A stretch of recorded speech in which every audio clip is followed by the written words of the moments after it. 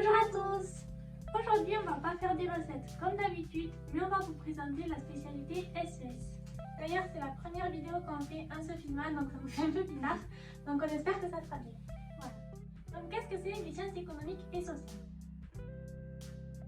Donc ces matières, donc les SES, qui concernent trois sciences en particulier. Les sciences économiques, la sociologie et les sciences politiques. Donc les sciences économiques, ça va être des thèmes comme les banques, le marché financier, la croissance. La sociologie, ça va plutôt être les thèmes des classes sociales, de la déviance, on va parler avec des sociologues, voilà. Et les sciences politiques, on va parler de opinion publique, de partis politiques, ce qui concerne un peu la politique. Donc maintenant, on va vous expliquer en quoi consistent les cours. Donc déjà, nous, on trouve que la spécialité SES, c'est une spécialité très intéressante parce qu'on parle de l'actualité, de la société dans laquelle on vit.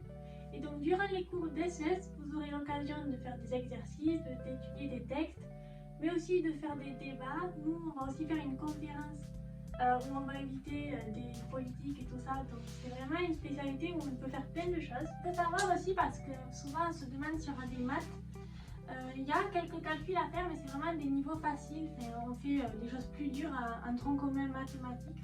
Donc, il ne faut pas s'inquiéter pour ça. Voilà, il y a quelques courbes, des taux de variation, mais rien de vraiment compliqué. Voilà, des pourcentages.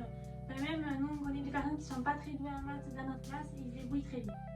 Donc aussi, si vous vous demandez s'il faut prendre des notes, est-ce que c'est dur à suivre les cours et tout ça, ça dépend vraiment des profs parce que nous, le nôtre, il écrit beaucoup au tableau, donc on a juste à recopier. Et si il va trop vite, on lui demande de ralentir, ça ne lui pose pas de problème. Mais voilà, ça va dépendre des différents lycées. Donc surtout, si vous ne comprenez pas quelque chose, il faut demander sur le coup, sinon après vous allez oublier, vous allez rentrer chez vous, vous n'allez pas comprendre, ça va vous décourager même avant de commencer à lire. Donc surtout, il ne faut pas hésiter à demander aux profs de réexpliquer, d'aller plus lentement, ils sont là pour ça. Donc pourquoi choisir la spécialité SES? Il y a plusieurs discours, certaines personnes vont vous dire de choisir les spécialités que vous aimez, où vous avez des bonnes notes, parce que vous êtes passionné. Et il faut savoir qu'en première, c'est quand même 4 heures de cours, et en terminale, c'est quand même 6 heures de cours. Donc c'est 2 fois dans la semaine et 3 fois dans la semaine en première ou en terminale. Donc il faut quand même être intéressé par la spécialité, c'est vrai. Il faut quand même avoir des bonnes notes, parce que c'est ce qui te permettra d'avoir une bonne note au bac, donc c'est important. Mais il ne faut pas oublier que les spécialités, c'est aussi ce qui te permet de rentrer dans des écoles, parce qu'il y a des écoles qui vont demander des spécialités en particulier pour pouvoir rentrer dans leurs écoles. Donc le SES, quel débouché on a sur les études avec cette spécialité? Donc bien sûr, vous aurez tout ce qui a un lien avec l'économie, la gestion, le marketing, mais aussi tout ce qui est sur la sociologie, le droit. Voilà, en fait ça ouvre beaucoup de portes, donc c'est vraiment une spécialité très bien. Surtout, il ne faut pas choisir en fonction des professeurs, parce que certes, il y a des professeurs qu'on aime moins ou qui nous aiment moins, mais au final, les notes ils vont quand même être objectives, donc le but c'est que même si vous n'aimez pas le prof, que vous fassiez vos 2 ans de spécialité et qu'après vous n'en parlez plus, et voilà. Le but c'est vraiment, après, c'est pas choisir pour le prof. Donc maintenant, on va vous parler des épreuves du bac. Donc déjà, il y a soit la dissertation où vous allez avoir des documents, des textes, des graphiques, des tableaux. Et vous allez avoir aussi une question, un sujet, et vous allez devoir écrire plusieurs pages sur ce sujet de façon structurée pour répondre au sujet. Ou alors vous allez avoir l'épreuve composée, où en fait il y a 3 épreuves dans une. Il y a une première question, ça s'appelle le C1, où c'est juste une question de cours et vous allez devoir faire un petit paragraphe sur cette partie de cours. Puis vous allez avoir la question numéro 2, c'est le C2. Donc vous allez avoir un document et 2 questions. Donc une question, il va falloir s'aider uniquement du document. Et la deuxième, vous allez devoir vous aider du document et de vos connaissances. Donc ça, c'est 2 petites parties qui sont notées sur 4 et 6 points. Et ensuite, il y a la EC3, c'est la 3e partie de l'épreuve composée, où il s'agit d'une mini-dissertation. Vous allez devoir vous aider des documents et de vos connaissances pour répondre à une problématique. Donc que ce soit pour le sujet 1 ou pour le sujet 2, vous avez dans tous les cas 4 heures. Donc soit 4 heures pour faire les 3 questions, les 3 étapes, soit 4 heures pour faire que la dissertation. Et si ça vous intéresse, on pourra faire une vidéo qui présente chacune des épreuves pour vous aider à les réussir au mieux. Donc les conseils pour avoir des bonnes notes. Il faut savoir que nous on a de bonnes notes en SES, même de très bonnes notes. On a à peu près 17-18 de moyenne, c'est ça? Donc c'est une spécialité qui nous réussit plutôt bien, donc on va vous donner tous nos conseils pour que vous la réussissiez au mieux. Donc déjà, tout commence par écouter en classe. C'est très important d'écouter pour comprendre le cours et vraiment être investi pour vraiment, si vous avez des questions, les poser. Comme ça vous permet de faire déjà la moitié des efforts en classe, parce que si vous comprenez l'avis d'un sociologue, la façon dont fonctionne une banque ou d'autres choses, ça va vraiment vous faciliter l'apprentissage à la maison. C'est aussi très important de participer en classe parce que ça vous permet d'écouter et de rester concentré tout au long du cours. Et c'est toujours bien quand le prof voit que vous êtes investi, comme ça il pourra le mettre après dans votre dossier sur Parcoursup. Une autre petite astuce pour être vraiment intéressé dans les cours des SES, c'est de s'intéresser à l'actualité. Il suffit de regarder les infos le soir ou de petites vidéos sur YouTube qui récapitulent la semaine de l'actualité, tout ça. Par exemple, on est abonné sur WhatsApp, je ne sais pas si vous voyez, on peut s'abonner à des profils, on est abonné à Hugo Décrypte. Et chaque jour, il y a l'actualité, un petit message qui arrive avec l'actualité. Et c'est très intéressant, ça nous permet d'être au courant de choses. Ça nous prend vraiment 5 minutes à lire et on est au courant de tout, de ce qu'on va parler. Après, le prof, souvent, il fait des liens avec l'actualité parce qu'il aime bien voir ça. Ils aiment toujours les profs quand ils voient que vous êtes intéressé, que vous arrivez à faire le lien entre la matière et vraiment ce qui se passe dans l'actualité. Il faut savoir que les cours sont assez longs, vous pouvez avoir des cours de 10, 20, 30 pages. Donc c'est important de faire les fiches de révision au fur et à mesure du cours et pas attendre que le prof annonce les vals pour commencer à faire les fiches parce que vous allez déjà prendre du retard. Nous par exemple, quand par exemple vous avez grand 1, ça va être ce thème-là. Dedans il y a les petits A, les petits B, les petits C. Dès qu'on a terminé un chapitre, on fait déjà la fiche même si le prof n'a pas annoncé encore d'évaluation parce que de toute façon, pour le bac, vous aurez besoin de faire des fiches et si vous ne voulez pas être surchargé de travail pendant les semaines de révision, on vous invite vraiment à faire les fiches sérieusement pour les garder pour le bac et pas avoir besoin de revenir sur votre cours pour refaire des fiches. Après, on sait qu'il y en a, ils n'aiment pas faire des fiches de révision, ils révisent directement sur les cahiers. Donc voilà, ça dépend vraiment des personnes, mais nous on préfère beaucoup plus les fiches parce que ça nous permet de trier un peu le cours, de mettre que ce qui est important. Parce que les cours sont vraiment conséquents, donc si vous ne faites pas ça, vous allez être vraiment débordé d'informations et vous ne saurez plus vraiment ce qui est important et ce qui est plus important. Donc si vous voulez, on va en faire une vidéo pour vous expliquer comment on fait nos fiches de SES. Donc pour savoir vraiment ce qui est important et sur quoi vous allez être évalué, notre prof de SES nous a donné une petite astuce.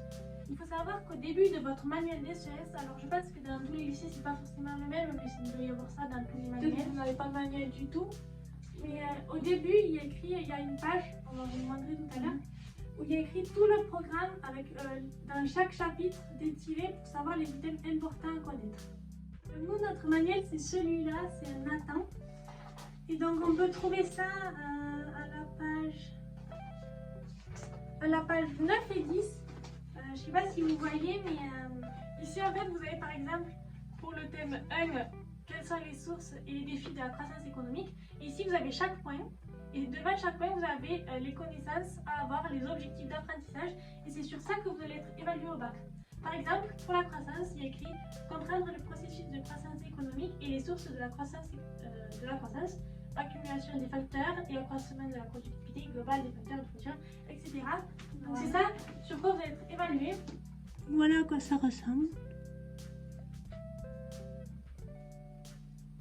Là, on est désolé, mais la mise au point ne s'est pas faite, alors la fin de la vidéo sera un peu floue, mais bon, après tout, c'est pas ce que vous voyez le plus important, c'est ce qu'on dit, donc on est désolé. Si sur vos fiches, vous savez plus quelles informations mettre, vous allez voir dans le manuel, vous voyez les items sur lesquels vous devez avoir des connaissances, et comme ça vous permettra d'avoir le tri parmi toutes les informations que vous avez dans votre cahier. Donc pour vous montrer nos fiches, alors... Nous, on les fait sur internet, nos fiches, on les fait sur LibreOffice et après on les imprime. Mais sinon, vous pouvez les écrire, c'est très bien aussi. Elles sont toutes dans un classeur. Donc, on a une intercalaire pour le bac de philo, une intercalaire pour le bac d'AMC parce que notre deuxième spécialité, c'est l'AMC. Donc, si ça vous intéresse, on vous fera aussi une vidéo dessus. Et on a une troisième intercalaire avec le SES. Et donc, pour chaque chapitre, on a une pochette avec nos fiches imprimées, avec tout le cours qui concerne ce chapitre. On a écrit les items ici, on les a imprimés, comme ça on n'a pas besoin d'aller voir dans le manuel, c'est très pratique pour réviser. pour le bac blanc notamment. Ça peut prendre du temps, mais c'est des détails comme ça qui vous en font gagner après. Voilà. Donc, hop. Et dedans, on a toutes nos fiches. Donc là, pour ce chapitre, on a fait 1, 2, 3, 4 fiches. Comme ça. Et donc, comme vous le voyez, à chaque fois, on a écrit le titre du chapitre, les différentes parties, avec on a fait vraiment un code couleur avec les sous-parties en vert, les grandes parties en bleu, en jaune comme ça, les définitions. Et ça nous permet d'avoir vraiment des cours clairs, précis, avec vraiment les informations essentielles à savoir. Parce qu'on a quand même 12 chapitres, je crois, pour le bac. 9, ou 9 avec la réforme. Bon, je sais plus, mais... on a quand même pas mal de chapitres pour le bac, donc si vous avez énormément de fiches avec tout, vraiment vous n'allez jamais réussir à réviser. Aussi, on vous conseille de garder le même code couleur pour toutes les fiches, pour que votre cerveau il enregistre votre façon de faire et que quand vous regardez vos fiches, que vous savez que vraiment là c'est en rose, donc là c'est les définitions, là c'est en jaune, donc là c'est les dates, et voilà. Ça peut être important. Donc, comment faire maintenant que vous avez vos fiches pour avoir des bonnes notes tout au long de l'année et au bac? Déjà, il ne faut pas s'y prendre à la dernière minute pour réviser. Je sais que dans notre classe, il y a des élèves, ils s'y prennent 2 jours avant pour réviser et ça donne jamais de bonnes notes à la fin parce que, comme on me dit, il y a beaucoup d'informations. Donc, si vous vous y mettez 2 jours à l'avance, rien que pour apprendre les définitions, c'est pas possible. Donc, nous, comment on fait? Eh bien, on commence à réviser environ 7 jours à l'avance. En général, le prof, il le dit entre 1 semaine et 2 semaines à l'avance quand on va avoir une évaluation. Donc, suivant le nombre de fiches, on va essayer de faire 1 fiche par jour, 2 fiches par jour. À chaque fois, par exemple le lundi, on commence à réviser, on fait la première fiche. Le mardi, on fait la fiche du lundi plus une nouvelle fiche. Le mercredi, on fait les 2 fiches d'avant plus celle du mercredi. Le jeudi, on arrête celle du lundi parce qu'on l'a déjà vu 3 fois. Du coup, on fait celle du mardi, du mercredi et du jeudi. Et voilà, on tourne vraiment, voilà. Et donc des fois, c'est un peu long, décourageant et on en a marre de réviser. Mais au final, quand on a une bonne note, après, ça fait une chouette récompense. Et au final, voilà, on est content. Ouais, vraiment, depuis le début de l'année, on a vraiment toujours eu des bonnes notes. Donc, je pense que notre méthode fonctionne. Et si vous voulez avoir des détails sur notre routine, comment on fait pour avoir des bonnes notes, dites-le nous en commentaire. Ça nous fera plaisir de faire cette vidéo. Et voilà, si vous avez toutes sortes de questions, on répondra parce qu'on n'a pas beaucoup de commentaires. Donc, vous inquiétez pas, on trouvera les vôtres et on répondra avec plaisir. Donc, est-ce que les cours sont durs?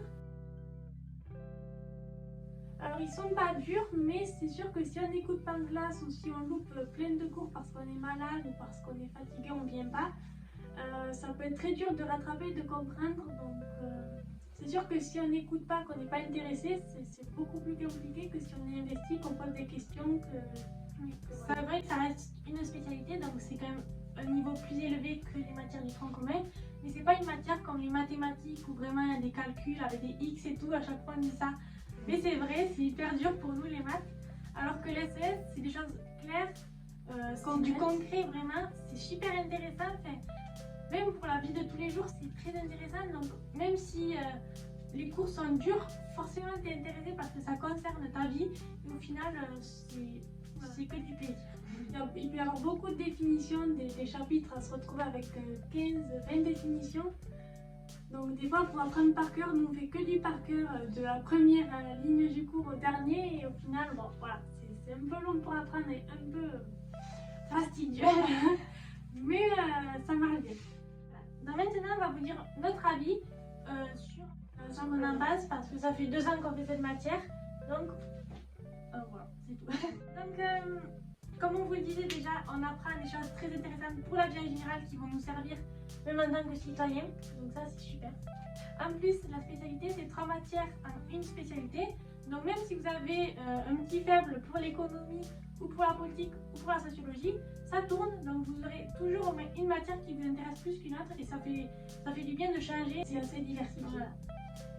En plus, nous, notre prof, il est très intéressant, ça se voit qu'il est passionné par sa matière et qu'il aime enseigner, donc c'est vrai que ça rend les cours très agréables.